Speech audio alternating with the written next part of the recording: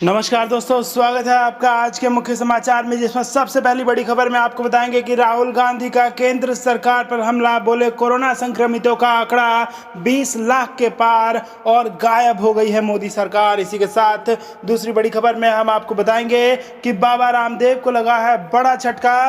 Coronil brand के इस्तेमाल पर फंस गई है पतंजलि आयुर्वेद और हाईकोर्ट ने लगाया है 10 लाख रुपए का जुर्माना। इसी के साथ तीसरी बड़ी खबर में जिक्र होगा मध्य प्रदेश के उपचुनाव का, जहां पर भाजपा में है सन्नाटा और कांग्रेस ने बढ़ा दी है अपनी सक्रियता। जी हां दोस्तों, हर एक खबर की गहराई में आपको ले जाएंगे, लेकिन उससे पहले अगर आपको भी ऐसा लगता है कि मध्य प्रदेश में कांग्रेस वापसी कर लेगी और भाजपा को बड़ा झटका लगेगा, तो आप अभी इस वीडियो को लाइक कीजिए और इस लाल बटन को दबा के इस चैनल को फ्री में सब्सक्राइब करके घंटी बजाइए और कमेंट में लिखिए जय हिंद। इसी के साथ अगर आप ऐसा मानते हैं कि मोदी सरकार कोरोना की इस स्थिति में गायब हो गई है, तो कमेंट करके हमें अपनी राय जरूर बताइए। रुक करते हैं बड़ी खबरों की तरफ। राहुल गांधी का केंद्र पर हमला। बोले कोरोना संक्रमितों का आंकड़ा 20 लाख पार, गायब है मोदी सरकार। जी हां दोस्तों, कांग्रेस नेता राहुल गांधी ने शुक्रवार को एक बार फिर केंद्र पर हमला किया। दरअसल कोरोना संक्रमण के मामले में अमेरिका और ब्राजील के बाद भारत दुनिया में तीसरा देश बन गया। भारत ने कोरोना वायरस के 2 मिलियन से अधिक मामले रिपोर्ट किए गए। भारत इस समय संयुक्त राज्य अमेरिका के पीछे है, जो लगभग 5 मिलियन मामलों के साथ कोरोना वायरस महामारी से सबसे ज्यादा प्रभावित देश है और इसके बाद 2.8 मिलियन से अधिक मामलों के साथ ब्राजील है। गांधी ने ट्वीट किया, 20 लाख का आंकड़ा पार, गायब है मोदी सरकार। उन्होंने 17 जुलाई से अपने इस ट्वीट को भी जोड़ा, जिसमें उन्होंने कोरोना संक्रमितों का 1 लाख का आंकड़ा पार होने पर ट्वीट किया था। बता दें कि गुरुवार को 62,088 नए कोरोना केसों से देश भर में कोरोना वायरस के मामलों की संख्या 20,22,730 हो गई। कोरोना का डबलिंग रेट अब देश में 22.7 दिन है। यह अमेरिका और ब्राजील के डबलिंग रेट से कई गुना ज्यादा है। अगर कोरोना की रफ्तार ऐसी ही रही तो भारत इस तालिका में नंबर 1 पर पहुंच जाएगा, जो एक गंभीर चिंता का विषय है। दरअसल डबलिंग रेट से मतलब है कि कितने दिन में कोरोना के मामले दोगुने हो रहे हैं। अगर देश में कोरोना के मामले अब तक के दर से बढ़ते हैं तो विशेषज्ञों का अनुमान है कि अगले 1 मिलियन यानी 10 लाख केस में सिर्फ 2 सप्ताह से अधिक का समय लग सकता है। यानी अगले 2 सप्ताह बाद भारत में कोरोना वायरस के मामले 30 लाख पार कर जाएंगे। बता दें कि अमेरिका में फिलहाल कोरोना वायरस के 4,49,508 केस और ब्राजील में 28,73,304 केस हैं। करते हैं अगली खबर की तरफ। पतंजलि आयुर्वेद पर मद्रास हाईकोर्ट ने लगाया 10 लाख का फाइन। कहा, जनता में कोरोना के डर का फायदा उठा रही कंपनी। जी हां दोस्तों, योग गुरु बाबा रामदेव ने कंपनी पतंजलि की ओर से कोरोनिल ब्रांड का इस्तेमाल किए जाने पर मद्रास हाईकोर्ट ने 10 लाख रुपए का जुर्माना लगाया है। इसके साथ ही हाईकोर्ट ने कोरोनिल शब्द का इस्तेमाल बंद करने का आदेश भी दिया है। दरअसल पतंजलि आयुर्वेद ने पिछले दिनों कोरोना की दवा लॉन्च करने का दावा किया था, जिसका नाम कोरोनिल था, लेकिन सरकार से इसे मंजूरी नहीं मिली और अब पतंजलि अपने इम्यूनिटी बूस्टर उत्पादों को इसी नाम से बेच रही है। चेन्नई स्थित कंपनी अर्दुरा इंजीनियरिंग प्राइवेट लिमिटेड के पक्ष में आदेश देते हुए कोर्ट ने कहा कि पतंजलि को अपने उत्पाद बेचने से पहले ट्रेडमार्क रजिस्ट्री में जाकर देखना चाहिए कि यह ट्रेडमार्क रजिस्टर्ड है या नहीं। पिछले महीने चेन्नई की कंपनी ने मद्रास हाईकोर्ट में याचिका दाखिल कर कहा था कि उसने कोरोनिल 92B नाम से ट्रेडमार्क 2027 तक के लिए रजिस्टर्ड करा रखा है। कंपनी ने जून 1993 में यह ट्रेडमार्क लिया था।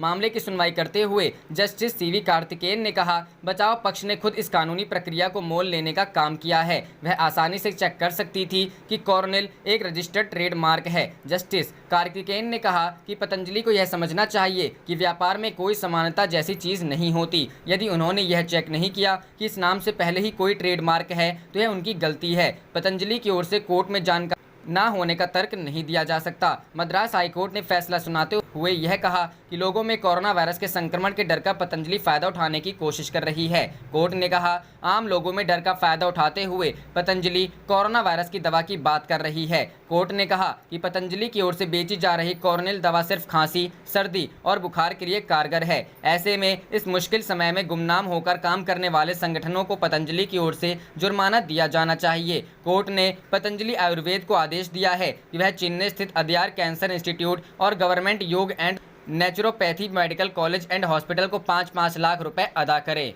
करते हैं अगली खबर की तरफ। मध्य प्रदेश उपचुनाव, भाजपा में सन्नाटा, कांग्रेस ने बढ़ाई सक्रियता। जी हां दोस्तों, मुख्यमंत्री शिवराज सिंह चौहान, प्रदेश भाजपा अध्यक्ष वीडी शर्मा तथा प्रदेश संगठन महामंत्री सुहास भगत के कोरोना की चपेट में आने के बाद भाजपाई खेमे में सन्नाटा है। 27 विधानसभा सीटों के उपचुनाव की तैयारी भी लगभग ठप है। अधिकांश नेता क्वारंटाइन में हैं या कोरोना की खौफ की वजह से घरों में बैठ गए हैं। इसके विपरीत राजनीतिक गतिविधियों में पिछड़ती दिख रही कांग्रेस अचानक सक्रिय दिखाई पड़ने लगी है। प्रत्याशियों के चयन के लिए कमलनाथ पहले ही सर्वे करा चुके हैं। अब जीतने की क्षमता वाले नेता तय करने के लिए सर्वे के आधार पर नेताओं से बातचीत शुरू हो गई है। मैदान में किन मुद्दों को लेकर उतरना है, इस दिशा में मंथन शुरू हुआ है। कुछ नेताओं ने मैदान में मोर्चा संभाल लिया है। कांग्रेस ने सांवेर में पहले हर हर महादेव, घर घर महादेव अभियान चलाया था। अब 25 विधानसभा सीटों के लिए हर हर गंगे, घर घर गंगे अभियान शुरू किया गया है। इसे शुद्ध के खिलाफ युद्ध अभियान कहा गया है। साफ है कि कमलनाथ की कोशिश भाजपा को राम मंदिर सहित अन्य धार्मिक और हिंदुत्व से जुड़े मुद्दों का लाभ न उठाने देने की है।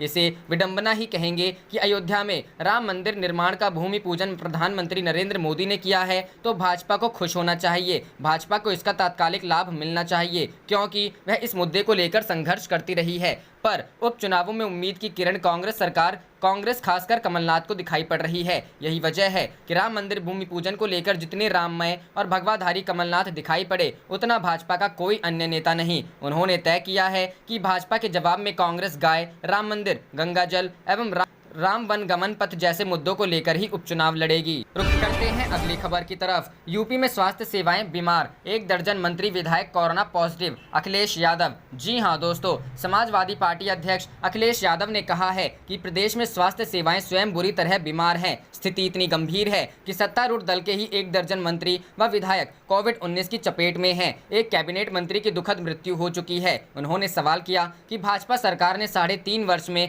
कौन सी मेडिकल सुविधाएं विकसित की है। मुख्यमंत्री और उनकी टीम के अफसर बताएं कि भाजपा सरकार के किन मेडिकल कॉलेजों में कोविड-19 का इलाज हो रहा है। अखिलेश यादव ने कहा कि कोरोना संक्रमण पर अंकुश नहीं लग पाने से लोगों में भय व्याप्त है। वे मनोवैज्ञानिक रूप से हताशा का शिकार हो रहे हैं। लगातार 5 महीनों से तमाम प्रतिबंधों में रहते हुए सैकड़ों लोग आत्महत्या करने को मजबूर हुए हैं। बच्चों के स्कूल कॉलेज भी बंद चल रहे हैं। भाजपा सरकार के तमाम दिशा निर्देशों का पालन में धीरे धीरे घटता जा रहा है। अस्पतालों में मरीजों को ओपीडी में इलाज मिलना मुश्किल हो गया है। गंभीर मरीज भी इलाज के लिए घंटों तड़पते रहते हैं। कोरोना जांच की व्यवस्था भी चरमराई हुई है। उन्होंने कहा कि भूख प्यास के साथ ही उपचार व स्वच्छता के अभाव में से कोविड-19 की व्यवस्था मरीजों को और ज्यादा बीमार कर रही है। कोरोना वॉरियर भी अपेक्षा का शिकार। सपा अध्यक्ष ने कहा कि कोरोना वॉरियर्स भी अब सरकारी उपेक्षा के शिकार हो रहे हैं। जब उन्हें ही घटिया खाना दिया जाएगा, सही इलाज व देखरेख नहीं होगी, तो उनका मनोबल घटना तय है। गोरखपुर में स्वास्थ्य कर्मियों को भोजन नहीं मिलने और बरेली में सैनिटाइजर खरीद में भ्रष्टाचार की शिकायतें हैं। बदायूं में क्वारंटीन सेंटर पर मरीज भूख से तड़प रहे हैं।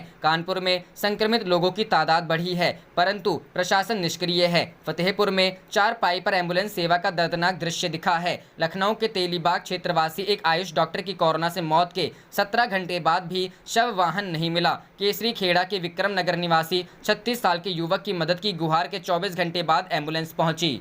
रुक करते हैं अगली खबर की तरफ। सीएम नीतीश पर बरसे तेजस्वी। कहा कोरोना जांच के नाम पर सरकार कर रही लोगों के जीवन से खिलवाड़। जी हां दोस्तों, बिहार में कोरोना संक्रमण के मुद्दे पर नीतीश सरकार पर हमलावर नेता प्रतिपक्ष तेजस्वी यादव ने एक बार फिर सरकार पर अटैक किया है। तेजस्वी ने आरोप लगाया कि विपक्ष के दबाव में जांच की संख्या बढ़ाने के फेर में सरकार लोगों के जीवन से खिलवाड़ कर रही है। उन्होंने गुरुवार को ट्विटर पर 2 कथित जांच रिपोर्ट अपलोड करते हुए आरोप लगाया है कि एक ही जांच केंद्र पर एक ही व्यक्ति की एक ही दिन में 2 रिपोर्ट दी गई। एक रिपोर्ट में कोरोना पॉजिटिव और दूसरी में नेगेटिव दिखाया गया है। महामारी हादसा से लोग मर रहे, सरकार को चिंता नहीं। इससे पहले तेजस्वी प्रसाद यादव ने आरोप लगाया कि महामारी, दुर्घटना और प्राकृतिक आपदा से लोग रोज मर रहे हैं और सरकार कोई सुधि नहीं ले रहा है। उन्होंने आरोप लगाया है कि विगत 5 दिनों में बिहार में कोरोना से कई मौतें हो चुकी हैं और हजारों नए मरीज मिले हैं, लेकिन सरकार को इसकी कोई चिंता नहीं है। करते हैं अगली खबर की तरफ। राहुल गांधी का चुनावी शंखनाद, बोले सहयोगियों के साथ मिलकर बिहार में बनाएंगे सरकार। जी हां दोस्तों, कांग्रेस के पूर्व अध्यक्ष राहुल गांधी ने बुधवार को बिहार के प्रदेश से लेकर प्रखंड तक के पार्टीजनों के बीच चुनावी शंखनाद किया। इस वर्चुअल संवाद में उन्होंने कहा कि बिहार बदलाव का वाहक रहा है। स्वतंत्रता आंदोलन की शुरुआत भी गांधी जी ने पश्चिमी चंपारण से की थी। विपक्षी एकता पर जोर देते हुए राहुल बोले कि बेहतर प्लानिंग से काम करें। साथ ही उन्होंने दावा किया कि हम सहयोगियों के साथ मिलकर बिहार में सरकार बनाने जा रहे हैं। रोजगार, स्वास्थ्य और शिक्षा हमारे मुद्दे होंगे। राहुल ने आरोप लगाया कि भारतीय क्षेत्र में चीनी घुसपैठ को नकारकर प्रधानमंत्री ने बिहार रेजिमेंट के जांबाज सैनिकों की शहादत का अपमान किया है। पूर्व कांग्रेस अध्यक्ष ने कहा कि वह जल्द ही बिहार का व्यापक दौरा करेंगे। राहुल गांधी ने यह भी आरोप लगाया कि भाजपा और आरएसएस देश में नफरत फैला रहे हैं। कांग्रेस इसका जवाब प्रेम से देगी। उन्होंने बदलाव के लिए सभी सहयोगी दलों से एक मंच पर आने का आह्वान किया। उन्होंने कहा कि यह काम कांग्रेस करेगी। राहुल ने बिहार प्रभारी शक्ति सिंह गोहिल और प्रदेश अध्यक्ष डॉक्टर मदन मोहन झा से जल्द सीट बंटवारे पर सहयोगियों से बात कर उसे अंतिम रूप देने को कहा। राहुल गांधी ने कहा कि सुशासन और विकास के राज्य सरकार के दावे खोखले हैं। आपदा में सबसे ज्यादा नुकसान बिहार को हुआ है। उन्होंने पूछा कि मजदूरों, बेरोजगारों, अपराध और भ्रष्टाचार पर यह सरकार क्यों चुप है। कांग्रेस और विपक्ष मिलकर इसके खिलाफ बिगुल फूंकेंगे। उन्होंने पार्टीजनों से बाढ़ प्रभावित लोगों की हर संभव मदद की भी अपील की। रुख करते हैं अगली खबर की तरफ। बिहार के कांग्रेस नेताओं से देश की स्थिति पर बोले राहुल गांधी, आगे बड़ा तूफान आने वाला है। जी हां दोस्तों, कोरोना वायरस महामारी और अर्थव्यवस्था की स्थिति को लेकर कुछ महीने पहले सरकार को आगाह करने वाले कांग्रेस के पूर्व अध्यक्ष राहुल गांधी ने गुरुवार को कहा कि जो तूफान अभी दिख रहा है उससे कहीं बड़ा तूफान आगे आने वाला है। पार्टी की बिहार इकाई के वरिष्ठ नेताओं और प्रदेश, जिला एवं ब्लॉक स्तर के पदाधिकारियों को वीडियो कॉन्फ्रेंस के माध्यम से संबोधित करते हुए उन्होंने प्रधानमंत्री नरेंद्र मोदी और बिहार के मुख्यमंत्री नीतीश कुमार पर भी निशाना साधा। समाचार एजेंसी पीटीआई के स्नेह सूत्रों के हवाले से कहा, इस बैठक में राहुल गांधी ने कहा कि बिहार में सभी सहयोगी दलों के साथ मिलकर लड़ना है और भाजपा जेडीयू गठबंधन को पराजित करना है। कांग्रेस नेता ने कहा कि मैंने फरवरी में कोरोना के बारे में आगाह किया था कि तूफान आने वाला है। मैं यहां दोहराना चाहता हूं कि मैंने खुशी से नहीं बोला था। जब मैं बोलता था तो दुख होता था। उस वक्त मुझे दिख रहा था हिंदुस्तान में क्या होने वाला है। उन्होंने यह भी कहा कि आने वाले समय में इससे भी बड़ा तूफान आने वाला है। लद्दाख में चीनी सेना की कथित घुसपैठ के मुद्दे को लेकर भी राहुल गांधी ने प्रधानमंत्री मोदी पर निशाना साधा और आरोप लगाया कि देश की सीमा की रक्षा करते हुए बिहार रेजिमेंट ने चीन को करारा जवाब दिया, लेकिन प्रधानमंत्री सेना के साथ खड़े नहीं हुए और चीनी घुसपैठ से ही इनकार कर दिया। कांग्रेस नेता ने बिहार में कोरोना और बाढ़ की स्थिति को लेकर नीतीश कुमार पर निशाना साधा और दावा किया कि इन मुद्दों और भ्रष्टाचार को लेकर नीतीश की चुप्पी यह साबित करती है कि मुख्यमंत्री के तौर पर वह विफल रहे हैं। रुख करते हैं अगली खबर की तरफ। लालू यादव को बंगले में शिफ्ट करने पर सियासत तेज, बन्ना गुप्ता बोले बीजेपी ही बताएं हम क्या करें। जी हां दोस्तों, लालू यादव को रिम्स प्रशासन ने बुधवार को अस्पताल में कैंपस में स्थित निदेशक के बंगले में शिफ्ट किया है। इस मामले पर अब राज्य में सियासत तेज हो गई है। बीजेपी नेता संजय सेठ ने बंगले में शिफ्टिंग को गैर कानूनी और असंवैधानिक बताया है। उन्होंने कहा है कि जब लालू यादव रिम्स के पेइंग वार्ड में थे तब राजनीतिक बैठकें होती थी, अब तो बंगला मिल गया है और वहां से तो बिहार की राजनीति होगी। इस पर न्यायालय संज्ञान लेगी। कल भी जेल मैनुअल की धज्जियां उड़ाई गई हैं। लालू यादव मुजरिम हैं और उन्हें सजा हुई है। वहीं बीजेपी के आरोपों पर स्वास्थ्य मंत्री बन्ना गुप्ता ने पलटवार किया है। उन्होंने कहा है कि बीजेपी का काम ही है हर कार्य में सवाल खड़ा करना। लालू यादव को संक्रमण से बचाने के लिए वहां शिफ्ट किया गया है। पेइंग वार्ड में थे तो सभी हल्ला करते थे कि 18 कमरों में कब्जा किए हुए हैं। उन्होंने साथ ही कहा कि बीजेपी ही लिख कर दे कि उन्हें कहां सुरक्षित रखा जा सकता है, उनको सुरक्षित रखने की गारंटी लें, फिर हम वही करेंगे। उन्हें जेल मैनुअल के हिसाब से सुविधा दी जा रही है, न उनसे दोस्ती है और न ही दुश्मनी है। वहीं बीजेपी के आरोपों पर झारखंड की आरजेडी ने भी प्रतिक्रिया दी है। बीजेपी के लोग लालू फोबिया से ग्रसित हैं। लालू यादव को कोरोना संक्रमण से बचाने के लिए जेल प्रशासन की अनुमति मिली है। रिम्स प्रबंधन ने उन्हें शिफ्ट किया है। जितना वो लोग विरोध करेंगे हमारे नेता उतने मजबूत होंगे। हमारे नेता और बिहार में 2/3 बहुमत से जीतेंगे। रुख करते हैं अगली खबर की तरफ। सुप्रीम कोर्ट से विजय माल्या से जुड़े दस्तावेज गायब, सुनवाई टली। जी हां दोस्तों, देश के सर्वोच्च न्यायालय ने भगोड़े कारोबारी विजय माल्या की याचिका पर सुनवाई 20 अगस्त तक के लिए स्थगित कर दी है। मामले की सुनवाई टाल दी गई है क्योंकि एक दस्तावेज रिकॉर्ड में मौजूद नहीं था। वास्तव में माल्या ने अपने बच्चों के खातों में $40 मिलियन स्थानांतरित करने के लिए अदालत की अवमानना के दोषी 2017 के फैसले पर पुनर्विचार करने का अनुरोध किया है। मीडिया रिपोर्टर्स के अनुसार जस्टिस यू ललित और अशोक भूषण की पीठ ने वीडियो कॉन्फ्रेंस के जरिए मामले की सुनवाई की। उन्होंने मामले की सुनवाई स्थगित कर दी क्योंकि एक दस्तावेज रिकॉर्ड पर उपलब्ध नहीं था। सुप्रीम कोर्ट ने जून में अपनी रजिस्ट्री को यह बताने का निर्देश दिया कि माल्या की पुनर्विचार याचिका को पिछले 3 वर्षों से संबंधित अदालत के समक्ष सूचीबद्ध क्यों नहीं किया गया। अदालत रजिस्ट्री को निर्देश दिया गया था कि पिछले 3 वर्षों में पुनर्विचार याचिका से संबंधित फाइल को संभालने वाले अधिकारियों के नाम सहित सभी जानकारी प्रदान करें। भगोड़े कारोबारी माल्या ने 9 मई 2017 को सुप्रीम कोर्ट के आदेश पर पुनर्विचार की मांग करते हुए एक याचिका दायर की थी, जिसमें उन्हें आदेश का उल्लंघन करने और अपने बच्चों के खाते में $400 मिलियन स्थानांतरित करने के लिए अदालत की अवमानना का दोषी ठहराया गया था। बैंक के साथ 9,000 करोड़ रुपए की धोखाधड़ी करने वाला माल्या फिलहाल ब्रिटेन में रह रहा है।